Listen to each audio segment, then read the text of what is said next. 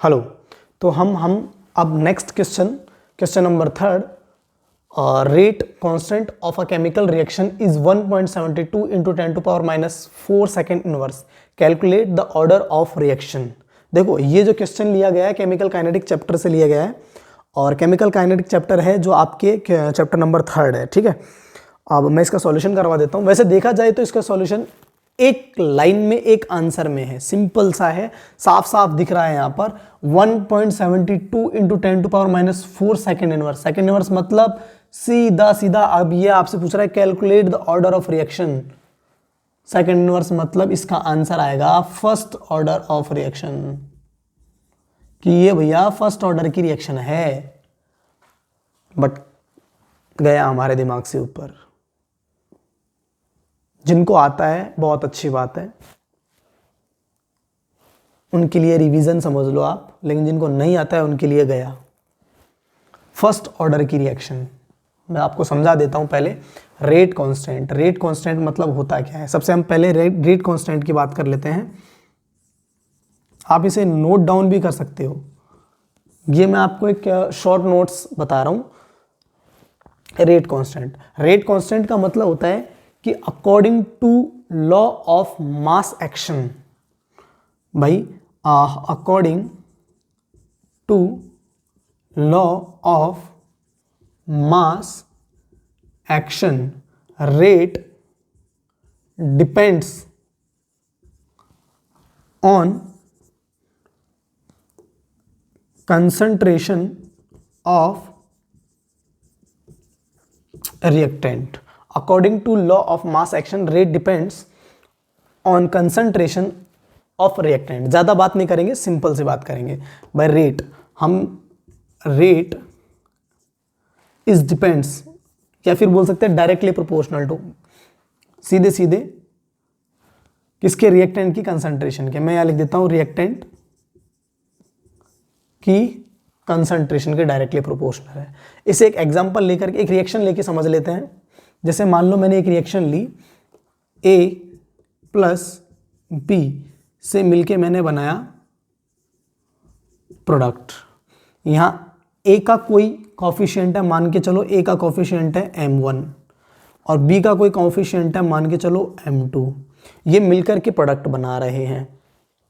तो according to rate law क्या है, रेट ऑफ मास एक्शन क्या है, सिंपल सा, कि rate is directly proportional to reactant की कंसंट्रेशन, ए की कंसंट्रेशन और बी की कंसंट्रेशन। और यहां पर एक्स और वाई। अब आपके दिमाग में आया होगा कि M1 और M2 क्यों नहीं लिखा। हो सकता है M1 और M2, हो सकता है M1 और M2 स्टोइकियोमेट्रिक कोएफिशिएंट है, ये दोनों भी हो सकते हैं, लेकिन जरूरी नहीं है ये दोनों ही हो। क्यों? क्योंकि देखो आप, rate is directly proportional to A की पावर एक्स और बी की पावर वाई। अगर पावर को आप चेंज करते हो तो रेट सीधे सीधे बदल रही है।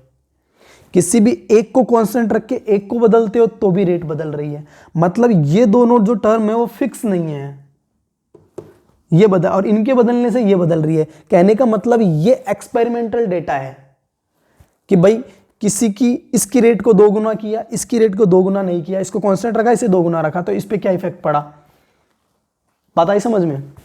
तो इनके बदलने से एक्सपेरिमेंटल डेटा है। जैसे जैसे वहां रिएक्शन के अंदर जिसकी कंसंट्रेशन अप और डाउन करेंगे तो उससे रेट भी ऊपर नीचे हो जाएगी, बदल जाएगी, चेंज हो जाएगी रेट, ठीक है। तो इसको बोलते हैं ऑर्डर ऑफ रिएक्शन, इनको बोलते हैं हम ऑर्डर ऑफ रिएक्शन। एक्स और वाई को, इन दोनों के सम को हम बोलते हैं ऑर्डर ऑफ रिएक्शन। और हमने जो अभी ये लिखा है लॉ ऑफ मास एक्शन के अकॉर्डिंग, ये rate is directly proportional to A की पावर एक्स और बी की पावर वाई, ठीक है। इसको हम थोड़ा और सॉल्व कर लेते हैं। रेट के ए की पावर एक्स और बी की पावर वाई, इसको बोलते हैं बेटा रेट लॉ एक्सप्रेशन। अगर यहां से इस क्वेश्चन से कोई दूसरे टाइप का कोई क्वेश्चन बनता है तो वो है रेट लॉ एक्सप्रेशन। यहां से अगर दूसरे टाइप का कोई क्वेश्चन बनता है तो वो बनता है रेट लॉ एक्सप्रेशन। भाई एक नंबर की डेफिनेशन पूछ सकते हैं, rate law, what is the rate law expression, तो आप इतना सा समझा सकते हो। अब हम बात करते हैं order of reaction. Order of reaction के लिए हम सिंपल सा देख लो, आप इसको लिख लेना। ऑर्डर ऑफ रिएक्शन के लिए आपको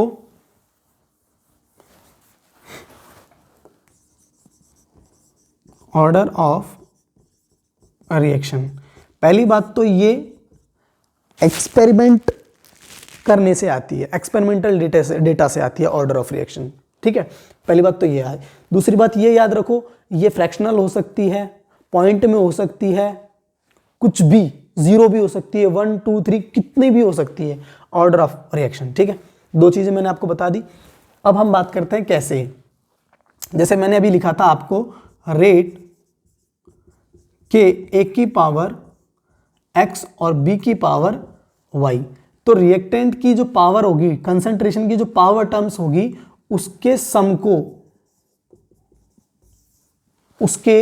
सम को हम ऑर्डर ऑफ रिएक्शन नाम देंगे। इसके सम को हम ऑर्डर ऑफ रिएक्शन नाम देंगे। अब हम बात कर लेते हैं कि यूनिट कैसे निकालते हैं रेट की।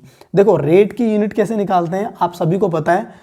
रेट मतलब कंसंट्रेशन बदल रही है टाइम के साथ, तो मैं क्या बोलूं, concentration upon time is equal to k. इसकी क्या होगी, कंसंट्रेशन पावर x, और इसकी क्या होगी, कंसंट्रेशन पावर y, ठीक है। अब हम क्या करें, कंसंट्रेशन टाइम के हम सीधा सीधा यहां कर लें, concentration time inverse is equal to k concentration x concentration y। मैं क्या कर दूं, k is equal to concentration time inverse upon concentration x और कंसंट्रेशन y। हम इसको थोड़ा सा और क्या कर सकते हैं, कंसंट्रेशन टाइम इनवर्स अपॉन इन दोनों को कंसंट्रेशन x प्लस y, दोनों सेम टर्म है, तो मैं यहां लिख देता हूं, थोड़ा सा इसको मैं यहां लिख देता हूं, कंसंट्रेशन, ठीक है, 1 minus x plus y time inverse, 1 minus x plus y. X plus y क्या है, अभी थोड़ी देर पहले देखा है, एन, तो concentration 1 minus n time inverse. भैया यही है आपके ऑर्डर ऑफ रिएक्शन के लिए यूनिट। अगर आप यहां n की वैल्यू 0 रखते हो तो 1 माइनस 0, यहां 0 रखते हो तो 1 माइनस 0, कंसंट्रेशन की पावर 1 टाइम इनवर्स, ठीक है। कंसंट्रेशन हम कैसे लिखते हैं, मोल पर litre 1 minus n time inverse, mole litre inverse time inverse. अगर यहां फर्स्ट ऑर्डर की रिएक्शन होगी मतलब n की वैल्यू 1 आएगी, भाई इनको सम करने पर n की वैल्यू 1 आएगी, अरे कितनी भी आ सकती है, स्टोइकियोमेट्रिक कोएफिशिएंट भी हो सकता है, इनकी वैल्यू 1 आएगी, तो यहाँ 1 माइनस 1 करने पे 0, मोल, ये पूरी टर्म 0 हो जाएगी, टाइम इनवर्स आया ना भैया, यही तो है question, time inverse, second inverse.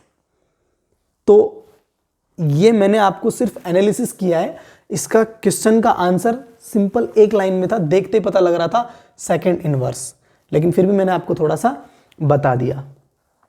इसे आप नोट डाउन कर लो, ठीक है, ये आपके लिए सफिशिएंट है।